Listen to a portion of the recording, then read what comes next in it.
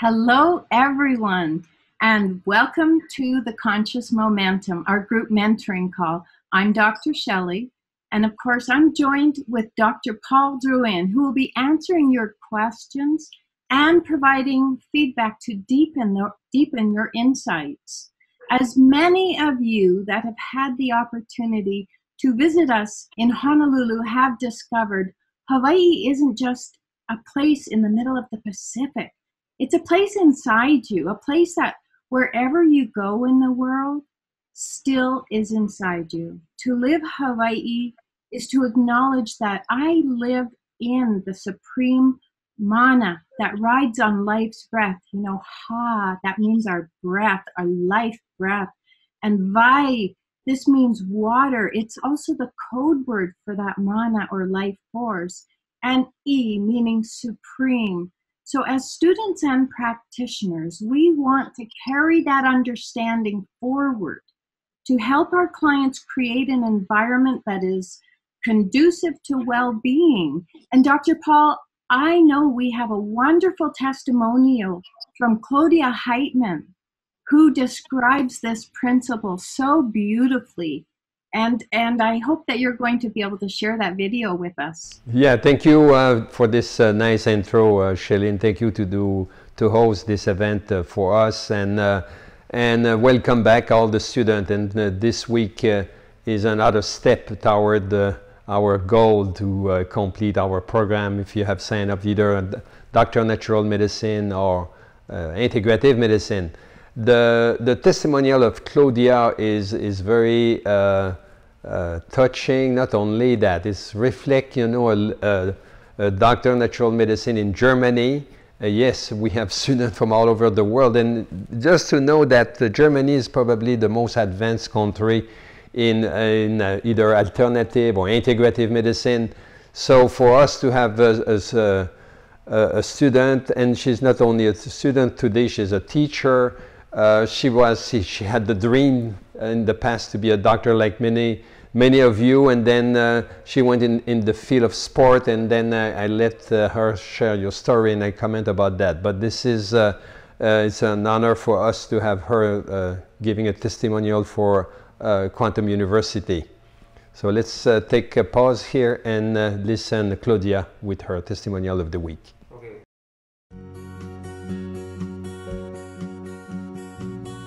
My name is Claudia Heitmann, and I am currently living in Germany. I think it's a lifelong mission and passion, really, because I've always been involved in healthcare.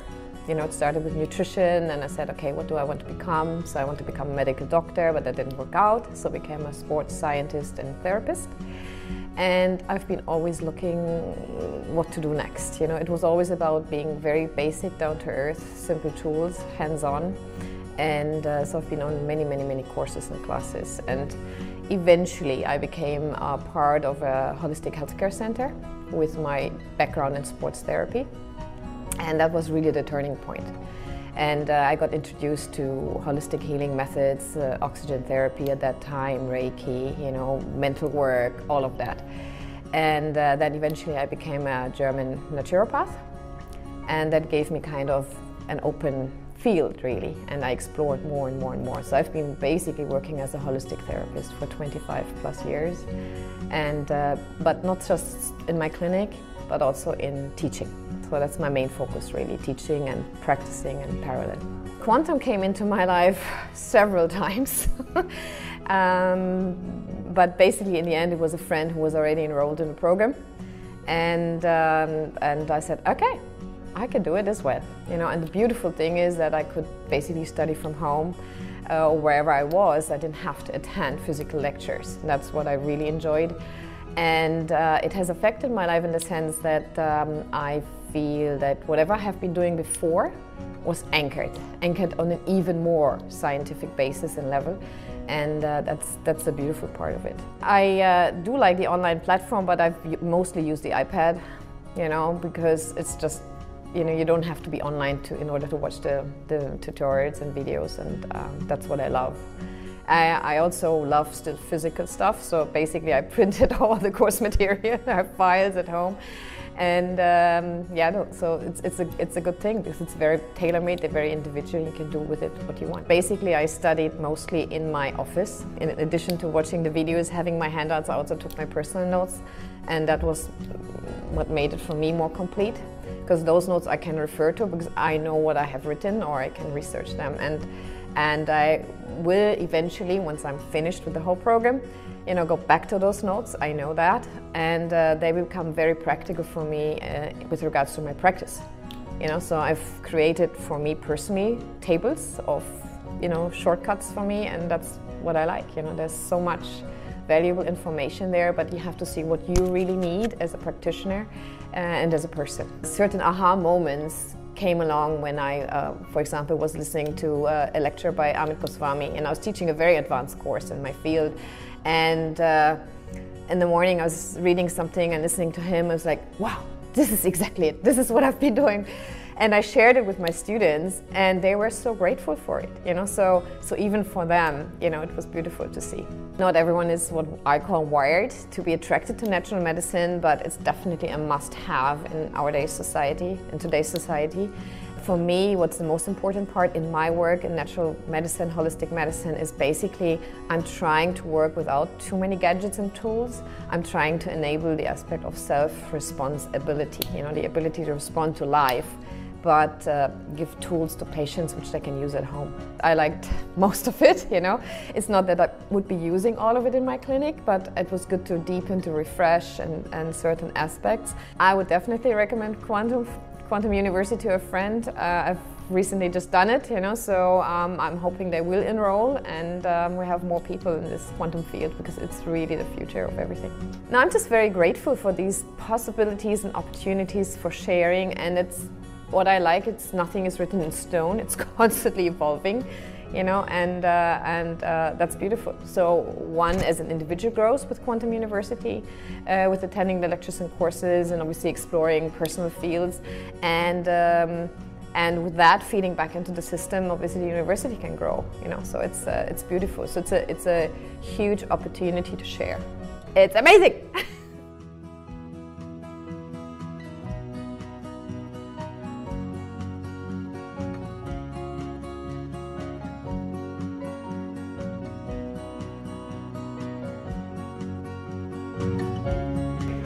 So this is the Claudia, absolutely the embodiment of what I am teaching in the previous class, meaning that she used the iPad, she tried to listen in a regular manner the course, she will also print material on the side, and because she's doing it on a daily basis, she also relates with her clinical work.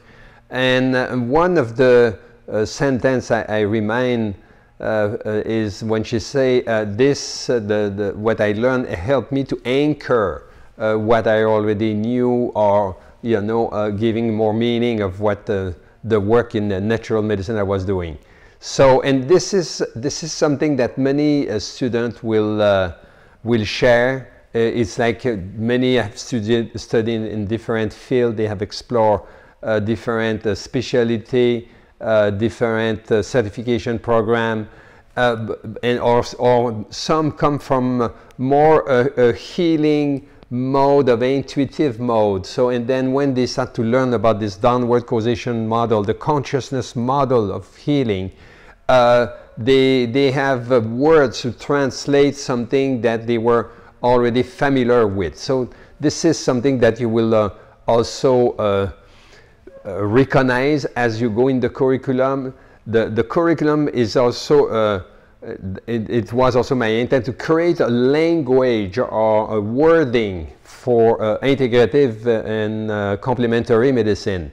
So many concepts come from a background that is not necessarily all the time recognized by the scientific world, but since we surround this with the science of quantum physics and the science of consciousness, now we have a way to refer some keyword concept that can bridge these two fields of, on one side, conventional medicine, and the other side, natural medicine. So this is very important. And you see how she's organized. She will print some material that she can refer after when she's in her practice. And what are the most significant things? So you see that, you know, Claudia is coming from the field of sport. She's already in the field of healthcare. But then, you know, the curriculum helped her to go a step forward in integrative medicine. Being a teacher, she even used the material she learned in Quantum University to share with her students. I saw this also many times. People, teacher, either in the naturopathic field or holistic field, you know, coming to our university and adding another layers of information to communicate to the student. So please, you can review this testimonial a few times. It's very inspiring. Again, it answers the question, you know, what are we doing when we have completed this curriculum in natural medicine? There is so many possibilities. It can be taking someone from the path of, you know, not practicing in the holistic health or integrative medicine and finding a way to implement some modality, or it could take someone that is already in the field of sport or a nurse or a doctor and expand the horizon of practice.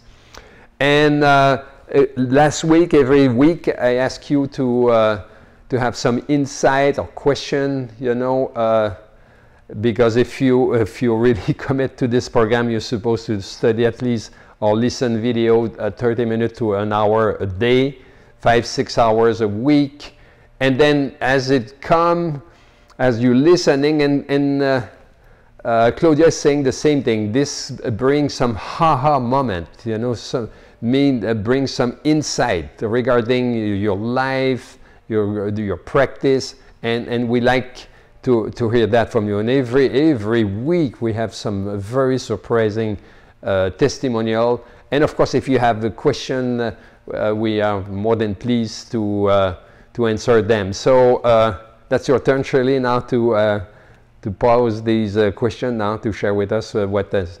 No, that's okay. It's the perfect lead-in for our first question because, you know, as practitioners, we do want to carry forward that understanding that not only helps our clients to create an environment, but also to anchor that which is conducive to their overall well-being. But the question is really, how do we measure our effectiveness in terms of rigorous scientific methodologies? Do we use electrical impedance spectroscopy, the biophoton spectroscopy? There's such an array. What tools do we have? What tools are we taught to use?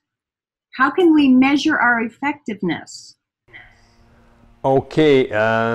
So this was a question I had since the beginning of my journey in natural medicine or integrative medicine as a medical doctor, because I came from the field of, you know, quote, scientific, but, you know, when you go medical school, you're trained to assess your client with lab and exam and in some way track the pathologic process.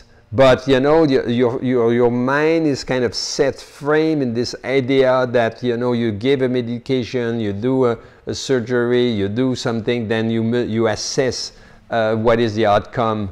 And most of the time, not necessarily positive, because in many situations, you know, the client will be diagnosed and the prognosis is not necessarily positive. So when I started to work in natural medicine, I was a little bit lost in some sense, and that question came to me. And I said, you know, how I will track now if I do some change in nutrition, change of habit, if I use some energetic therapies. At that time I was working with homeopathy and I was licensed in acupuncture, how I can track and and that was like absolutely the beginning of a journey. That was the beginning of a research, and I was ready to go anywhere to find this tool. So we are probably now more than 20 years ago, maybe 25 years ago, And then I go in Germany, and this is what I said, you know, when Claudia speak, you know, this is the place to go, Baden-Baden, and all these congress. And then you have, German has developed a lot of energetic tool like Vol electroacupuncture, Kirlian photography, that you can assess the energetic body. In some way, the meridian circuit. So the Vol is working on a specific point, and then you will see how the products react, and you have also other devices that can also assess, you know, the life force of individual. I was also very interested in what we call Kirlian photography, and today this has evolved to the GDV with Dr. Korokov and the Be Well, because you can have a reading of the biophoton activity in somewhere at the tip of the finger where you have the meridian. So this imprint of tip of the toes and the fingers can reflect the activity of the meridians and can provide other more sophisticated information. So so that was and today this has evolved, you know, the Kirlian to the GDV. Vol electroacupuncture is also still practiced in Germany, but was not very popular in America. Came along a device like the quantum biofeedback device, where you know, you assess through the trivectors, you know, amperage, voltage, resistance of homeopathic products, the whole picture of the body. So this was also another way to look at what's going on. And also, you have also device. I went also in a Hippocratic Health Center. This is the first time I was in touch with the live blood microscopy. Live blood microscopy is very interesting because you have the phase contrast, the dark field, the dry blood. And we have on the curriculum a course that where I go to, I could speak for hours for this, about this. So you try to assess the bioterrain. You are trying to assess different marker, like, you know, what is the state of oxidation, what is the state of elimination, assimilation, regeneration through the blood microscopy. So in other words, as I was evolving, in my quest to find parameters that will reflect either lifestyle change, or if I was looking to see, you know, the impact of some products, then these tools will absolutely help with this. So, and then this has been a reflect also in the curriculum, because if you go in the quantum hematology course, you will find this. If you go in the Taoist medicine course, you will find we don't have a specific class on acupuncture or GDV, but we have some workshop done on this.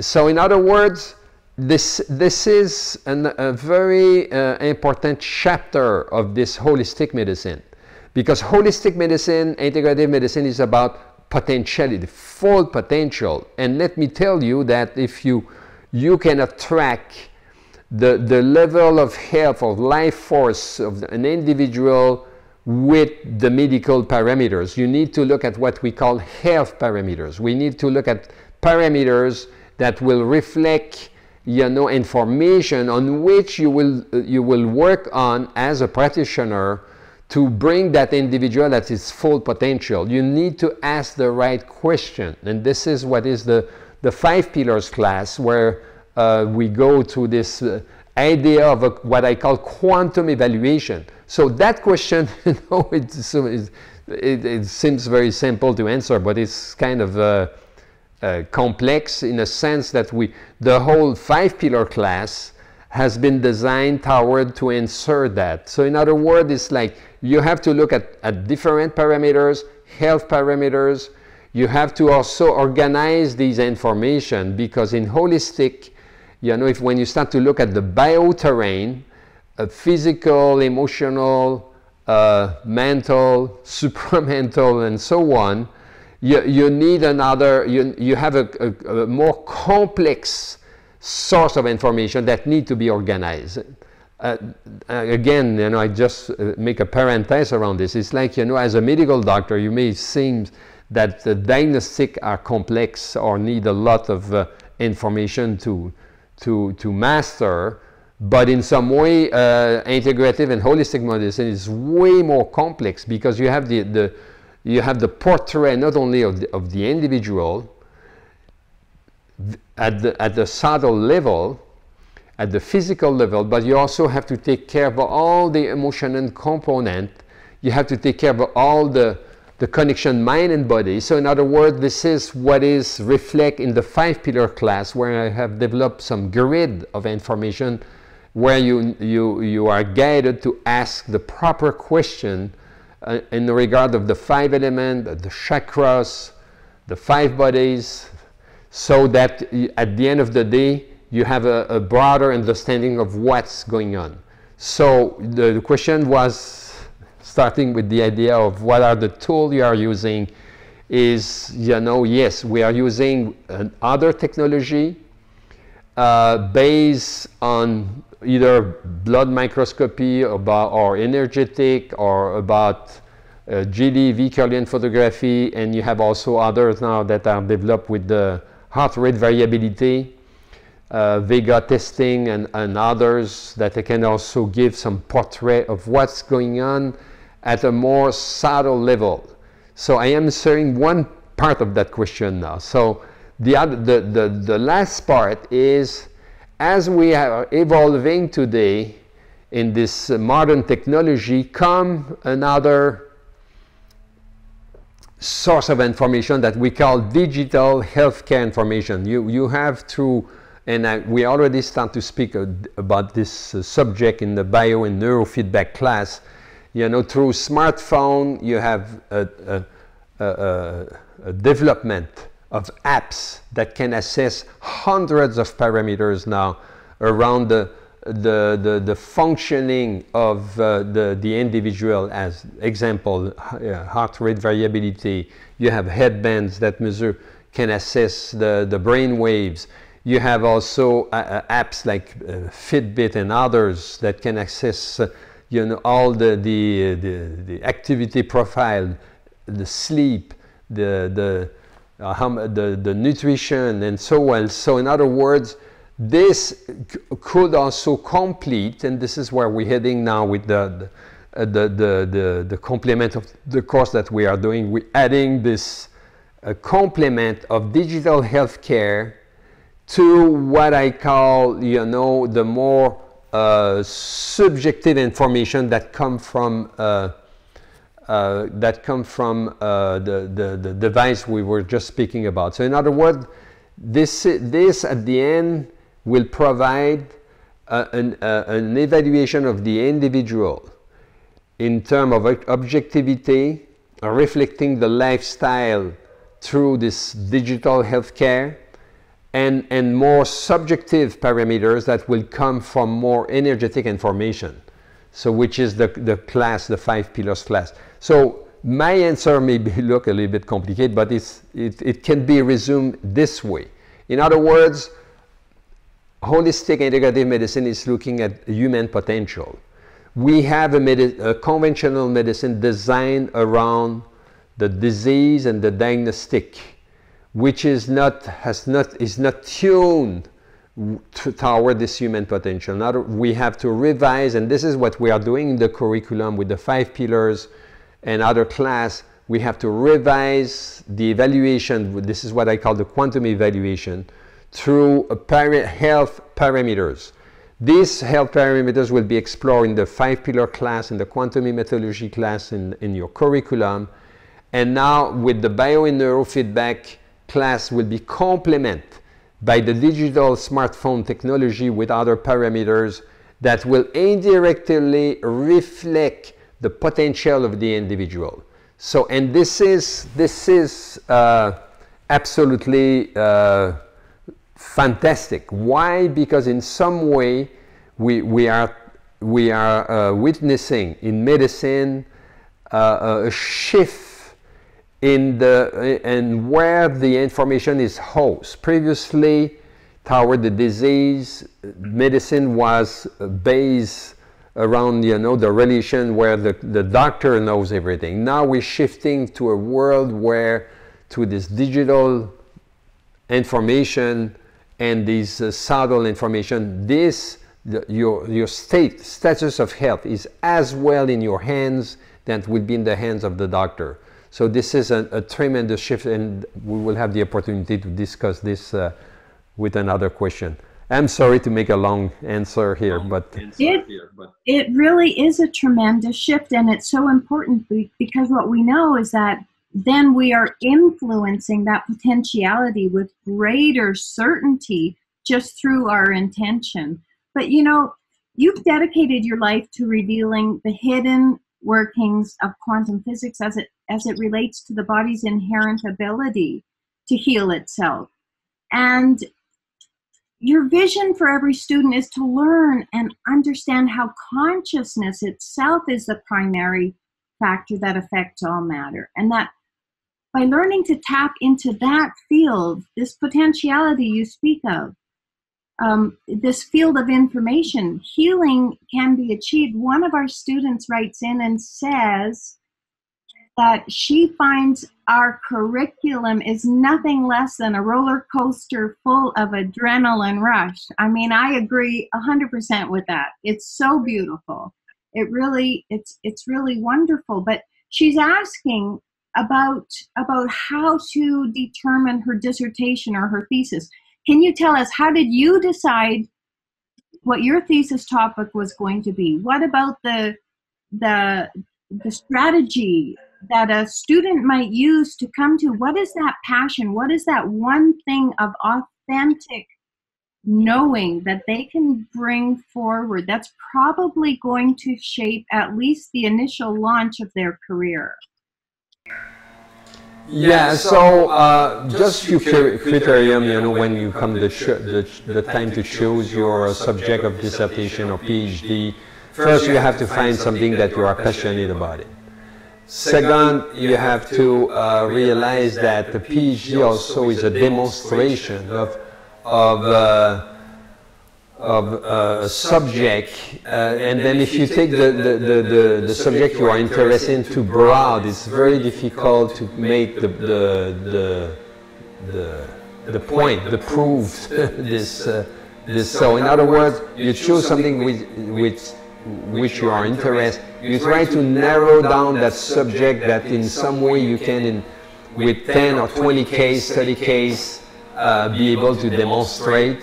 And then keep in mind also that when you choose your subject, this will have also consequence in your practice, because it may be a subject that you will write a book about it, you will give conference about it, that it could be also a subject that is you know, a problem of interest for your clientele and so on. So in other words, you know, you find your passion, try to narrow down to something that is simple, that can be demonstrated with few study cases, and then think also long term, because some has written PhD that down the road became books, a subject of conference, and around which they have built their practice and their clientele. Her, because her meditations have brought her to this place where she feels, not just feels, she knows her eyes are actually different. She can see things beyond what she was once able to see before she started doing meditation. She's able to see into these subtle bodies that we learn about. And she wanted you to comment about you know, the mechanism of that, because that might be you know, startling if she tries to explain that to somebody. She'd like to have the scientific language to be able to convey that, you know, that there's actually energies all around us that exist that maybe we've been oblivious to, but through the practice of meditation, you become more aware to those subtle fields. Yeah, thank you for this question. And I think I described this also at the beginning. It's important to have like two legs in the learning process. One is like you acquire information. It is very important because you will be exposed to new word, new concept. But there is also the aspect of experience. When we grab, we try to explore what is consciousness. It's beyond the mind. So in other words, it's very difficult to understand what it is if you don't deepen your experience in meditation. And this is probably what she's describing. And a lot of literature has been written about this. And I believe TM, Transcendental Meditation, has done a lot also about this. They have even defined a university around meditation. The student will go do meditation, and then they will learn. So, and they describe, the meditate as an altered state of consciousness. It's like a fourth state of consciousness where you transcend, you go beyond the mind. So when you start to do this, and of course your perspective of the world and how you look at things and how you understand things change. And this is probably what the experience that is the most important today, because we are caught in some way in the intellectual polarization of opinion. Everybody think, that the way they look from a mind perspective to solve problem can polarize the whole reality. But as soon as you start to meditate, you go beyond, you see the relativity of all the opinions. So, and at the same time, you start to understand, what we're speaking about in this course. When we speak about downward causation model, when you speak about consciousness, when you speak about this underlying field of infinite possibility. And so, in some way, probably experience will be there before science will be there, because how you put that in words, it's very important. But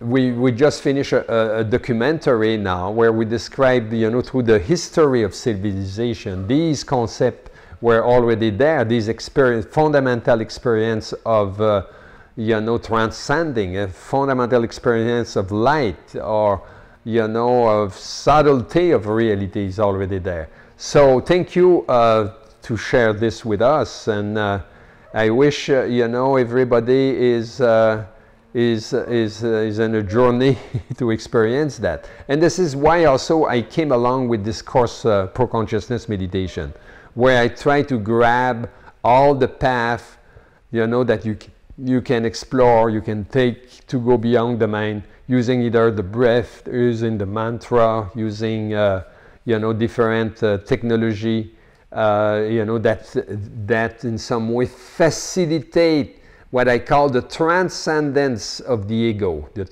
and then the experience of the self. This is another conversation that is very important, because we were speaking about health, like in terms of full potentiality. The concept of health has developed so much during the last 40 years, where originally, the World Organization of Health was defining the health as an absence of disease. Now it has evolved to the fact that no, it's not necessarily because you're not sick, you're not healthy. Now and then we start to speak about energy and so on, and life force. And now more it goes, it's health become a concept of integration, and to make that integration possible, it's like, us also experiencing these altered state of consciousness where you go beyond the mind. I'm not the only one to speak about this. Dr. Dispenza described, maybe with different words, exactly what we are speaking about. Thank you for that question. Yes, and your insights into the curriculum enable us all to really feel into that quantum coherence, as we're going through these conscious momentum questions. But so Dr. Dispenza, but also this next student is wanting to ask you with regard to the preventative aspect that Dr. Goswami or Amit Goswami speaks about in his classes. And that is to say, what happens, she wants to know, when it's possible, what makes it possible for that quantum or miraculous healing, that spontaneous remission, that quantum leap where something like cancer could just disappear? What are some of the other elements in this spectrum that we need to keep in mind in order to, number one, honor the highest good for whomever this is? But she's saying, yeah, I get the total preventative thing, but how do we quantum leap into a place where there's already been diagnosis, but we want to maybe not reverse it, but she talks about timelines and all kinds of interesting concepts like that. But really it comes down to, how do we make that miraculous, spontaneous possibility to be really a certainty in our intention, that we can hold that to influence the situation. So, and I think there is 2 or 3 aspects in that question. If we speak about prevention, it's lifestyle. A lifestyle where you're developing this, an awareness about what's going on to avoid conflict. Most of the time when you have a cancer, an autoimmune disease, or anything else, it's because you are caught in some kind of conflict that, where, as Elmer said, you have chosen this disease path as a shortcut, to solve the problem. So I would not say the first one, but one who brought this to our attention was Deepak Chopra with spontaneous healing.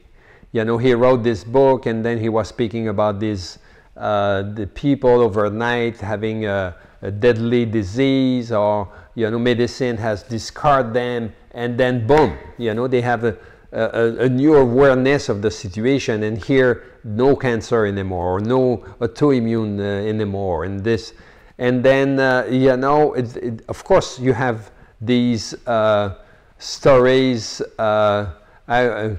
again and again. If you go online, you will find these stories. Myself in practice, I saw one day a lady resolving breast cancer, through a ha-ha moment, where the mass literally fall, like a grape of raisins on the floor.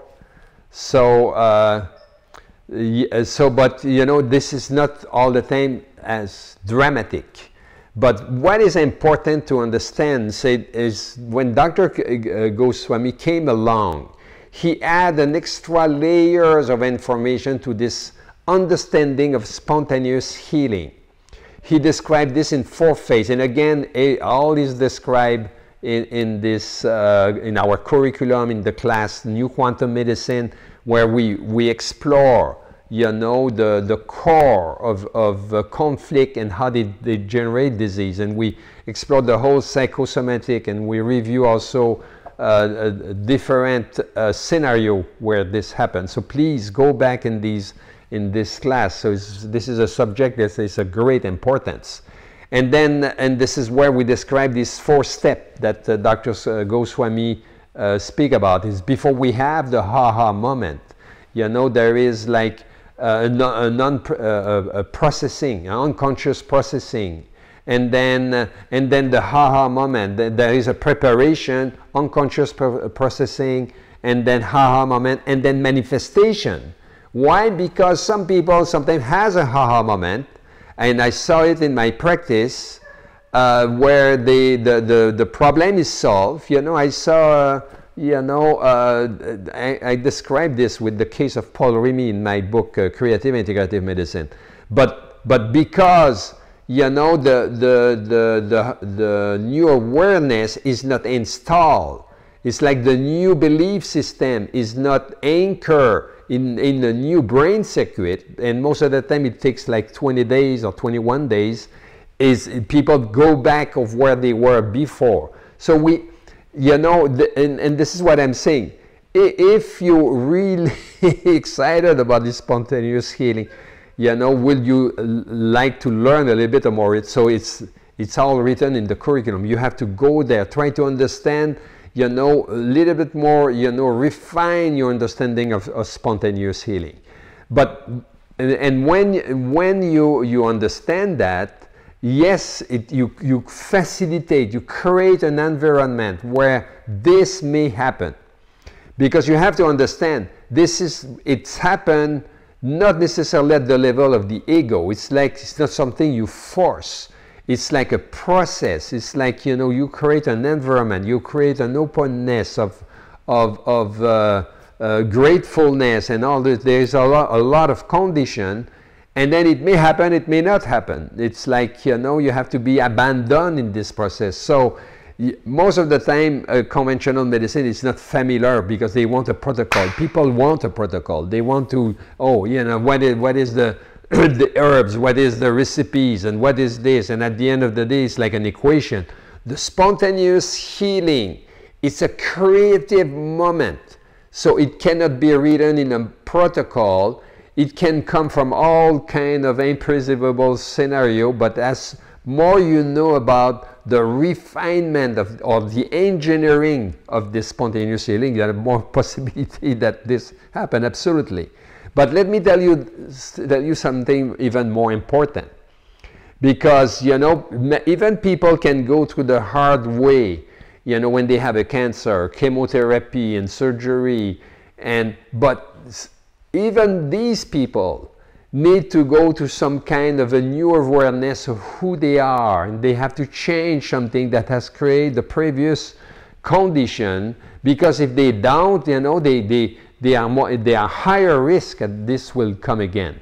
So spontaneous healing can be this kind of fantastic and dramatic thing that can happen, and you have stories, you have books have been written about this. It could be also even less dramatic, but also as important, even if it's in the context of conventional medicine. One day, and I wrote this also in my book, Creative Integrative Medicine, there was like this, on TV, there was this father. He had 2 daughters, and he has an osteosarcoma of the humerus. And then finally he went through this surgery and this chemotherapy, but his conflict was about the fear that his daughter will not have someone that will take care of them if he passes away. So he put together like a board, not a board, he called that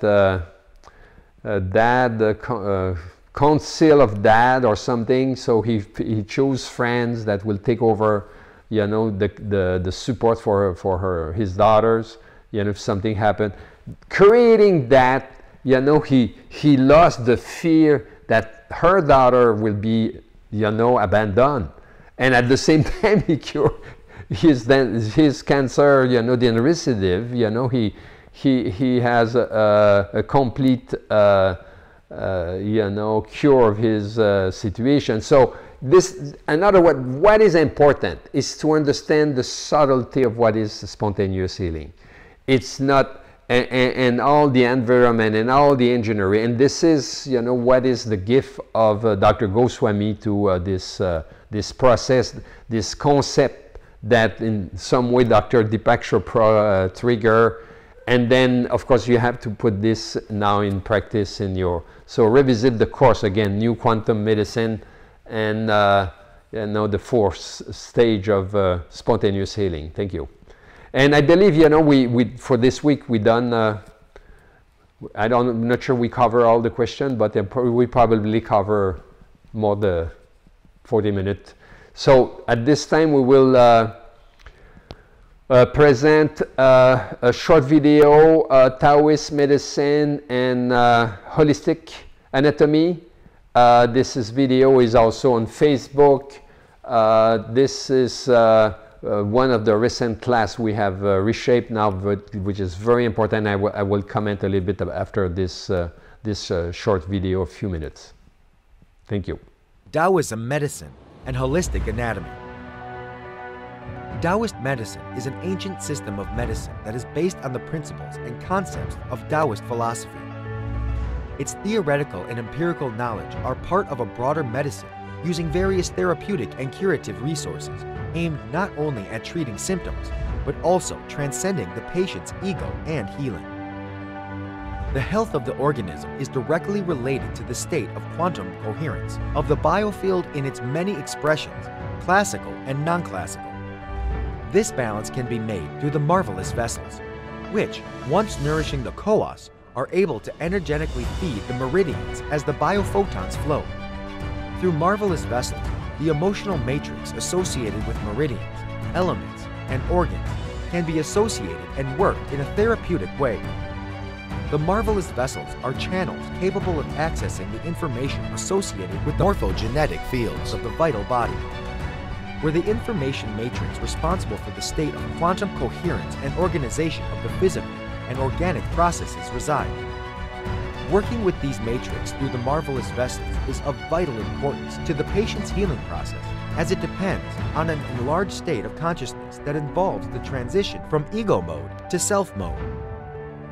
These marvelous channels can also access the archetypical information matrix of the supramental body. This is important because through this process, it is possible to positively correct and reprogram the energy and information distortions present in the symptoms of the physical body. The marvelous channels access these upper scalar fields, enabling the positive recharge of the kohas and the free flow of energy through meridians and optical quantum channels. Biophotons then become carriers of information from the supernatural and the bliss consciousness bodies. Great. So, why Taoist medicine in the curriculum? This is probably a question that I didn't have nobody asked today, but you know, it's probably Taoist medicine and Taoist philosophy is probably the closest ancient healing system that is the closer to quantum physics. You know, this idea of the field, unbounded field of information. You know, this is represented in this Taoist philosophy of yin and yang. Another very important question that we have to look at, you know, when we observe a human being from not only the physical point of view, but we expand this, you know, to the energetic and subtle point of view. Is, you know, Taoist medicine is a perfect fit, where we go to in the course and to the science of what I call the marvelous vessel and the quas, and please go there and review that again, because it's so important. There is nothing actually that offer psychosomatic medicine to understand the conflict mind and body. This is very important, because this Cartesian model that has split mind and body since the 18th century with Descartes was never reconciled by conventional and modern medicine. How emotion, how conflict can affect, you know, organs and create imbalance. We have to go in this understanding of ancient healing, like Taoist medicine, the 5 elements, to understand really the engineer and the mechanic of the conflicts. So, of course, you know, many people make association with disease and conflict, but again, there is no actually no anatomy, subtle anatomy that explain this, the cyclicity, how consciousness unfold and collapse and either rebalance or unbalance, you know, energy. And this is why the Taoist medicine has been offered to you. And as soon you will understand to the 5 elements, you will understand, you know, how the meanings of that is associated with different organ and meridian.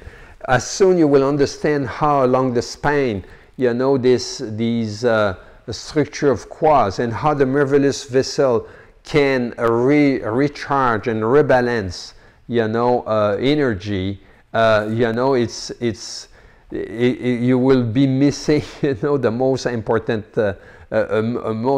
piece of the puzzle. I offer the Taoist medicine, and this was through the teaching of a Taoist master that was also transferring their knowledge to the Marguerite Soreni to explain these conflicts. When you will understand this, it will create also a shortcut to access, this reservoir of energy as a healing source. It takes years and years before an acupuncturist,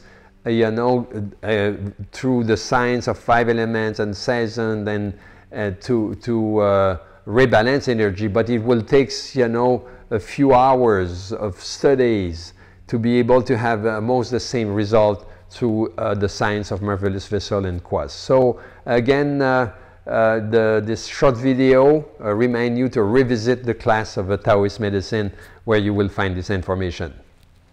Thank you so much for sharing all of that. And just speaking to our participants here on the call, for those of you with teenagers, or for those of you perhaps who've graduated recently and are just beginning your higher education with the university, you will know, or you will remember, that many schools provide their seniors with career day assemblies to help them prepare for like career choices that are aligned with not only their passions, but their actual natural skill set. So one of the additional services that I have been providing as a faculty mentor for QU is to provide not only these experiential sessions for online platform like QU offers, Quantum University offers, but also to fan that fire of so many of our young people who recognize the old system has really come to the end of its utility, and that it no longer that cookie cutter kind of approach to assembly line answers the need of our society. We really are providing the education to become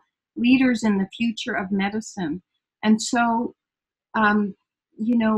we here at Quantum University want to encourage you to reach out to us with these group mentoring calls. Please continue to send in your insights and your questions, and we really look forward to seeing you again on the next Conscious Momentum call. And so we always close with the warmest aloha. And aloha, we all know that it's a word that conveys love or hello or goodbye, but it also has other meanings. With the Hawaiian language, one word might be used in many different capacities. It also includes compassion and mercy and grace, and that's really what the quantum field offers us. So aloha actually comes from two words. Alo, that means the front of the person, the face, the part of the bodies that we share and take in. And of course, ha, like Hawaii, that's our breath.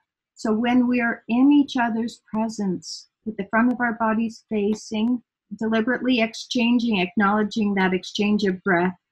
And so with that, I would like to remind you just to be present with your own breath, to anchor in that aloha that we share here on Conscious Momentum. And we'll look forward to seeing you all again on the next call. Aloha. Aloha. Thank you, everybody.